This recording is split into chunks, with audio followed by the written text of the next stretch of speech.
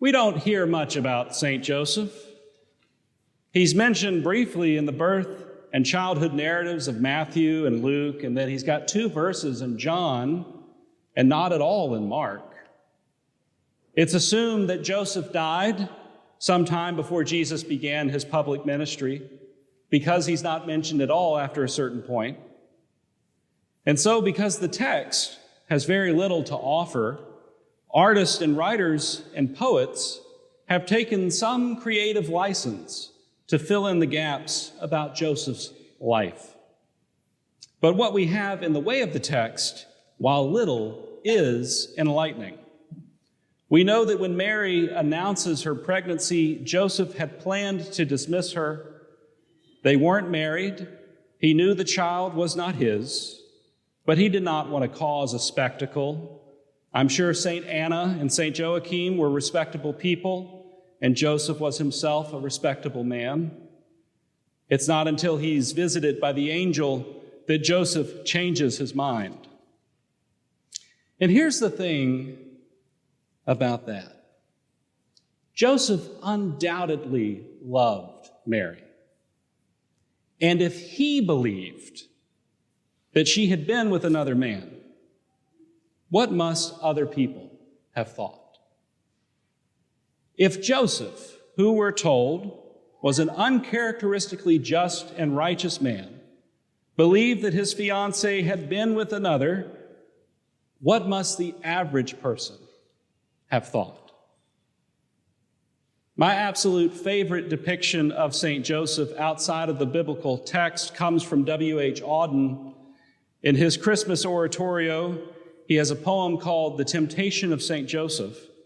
And in this poem, Joseph has been told by Mary what had occurred, and then the people of the town had also discovered the situation.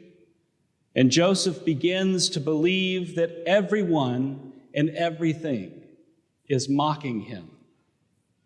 He goes to the bar and someone buys around for the house in honor of Joseph's trouble. Everyone is being extra nice to him or avoiding him altogether. He goes home and on the way a donkey brays, and he takes that as a personal assault. He gets home and he prays to God. And he says, "Where are you, Father, where? Caught in the jealous trap of an empty house, I hear as I sit alone in the dark, everything. The drip of the bathroom tap, the creak of the sofa spring, the wind in the air shaft, all making the same remark stupidly, over and over again. Father, what have I done? Answer me, Father, how can I answer the tactless wall or the pompous furniture now?" And then the angel Gabriel appears to Joseph, and Joseph says to the angel, "How then am I to know, Father, that you are just? Give me one reason." To which the angel responds curtly with one word, "No." Not no, God is not just, but no, you will not get an answer to your question.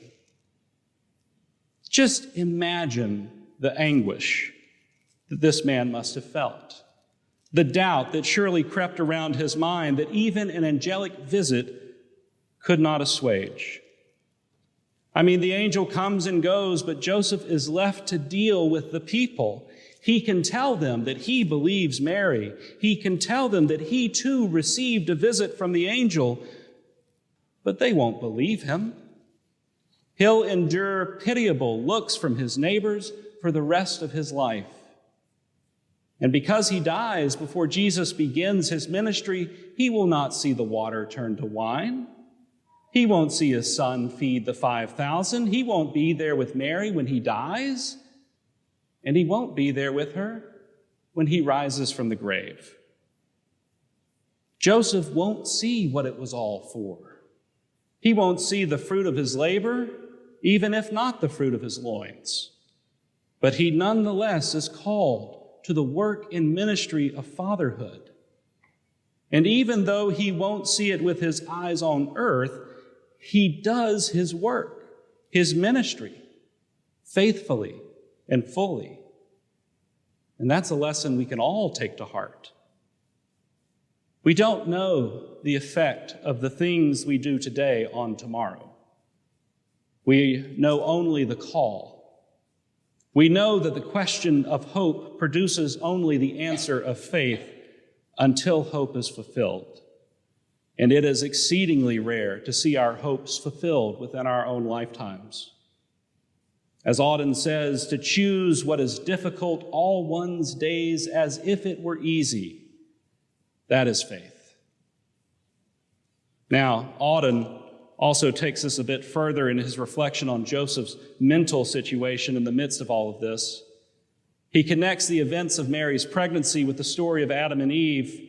He writes, "For the perpetual excuse of Adam for his fall, my little Eve, God bless her, did beguile me and I ate. For his insistence on a nurse, all service, breast and lap, forgiving fate, feminine gender, to make girls believe that they can save him. You must now atone, Joseph, in silence and alone." When Adam and Eve are cursed in the garden, the curse of Eve is that she and all women will have pain in childbirth. But the curse for Adam is that the ground will be hard to till. Hardly seems fair. Auden here appears to be evening the score, as now Joseph bears the burden of masculinity's crimes.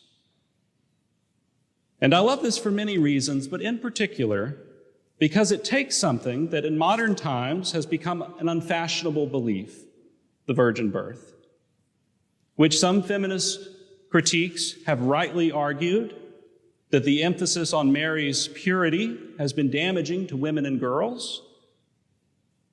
And it takes this critique and it expands it, so that now the virgin birth is not so much about Mary's purity, whatever that might mean, but men's redundancy. Auden even goes so far as to say that the virgin birth is the divine turning of the tables on our understanding of gender and gender roles. He goes on, "For likening love to war, for all the payoff lines in limericks in which the weak, resentful barfly shows his sting. Today the roles are altered. You, Joseph, must be the weaker sex whose passion is passivity. For having reasoned, woman is naturally pure since she has no mustache. For having said, no woman has a business head. You must learn now that masculinity to nature is a non-essential luxury."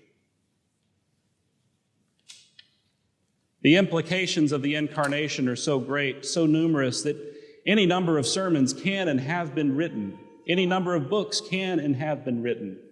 But we still have yet to fully grapple with what it might mean, or what it must mean, that God had determined to take on our flesh in the Son of Mary.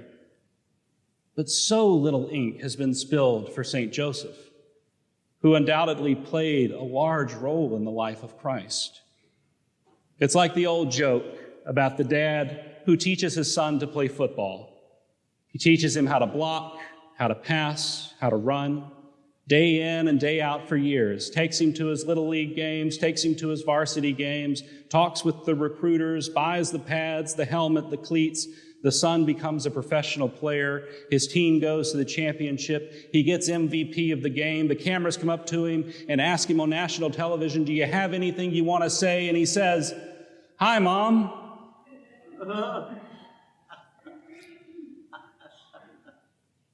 Joseph's role in the life of Christ was immeasurable in the way that all parents, not just dads, are.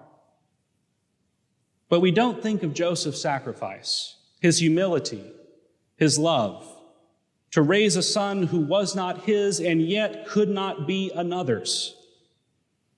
As the poet J. Hume wrote in a recent poem called "The Carpenter," he knew his son would outshine him from the beginning. So he taught this child the only thing he could, the skill of taking blades and wood and turning death into something else entirely. Saint Joseph, pray for us. Pray that we might see in your Son what you saw. Pray that we might follow your example, putting aside our own pride, our own glory, that he might shine so brightly in our lives so that one cannot speak of us without also speaking of him.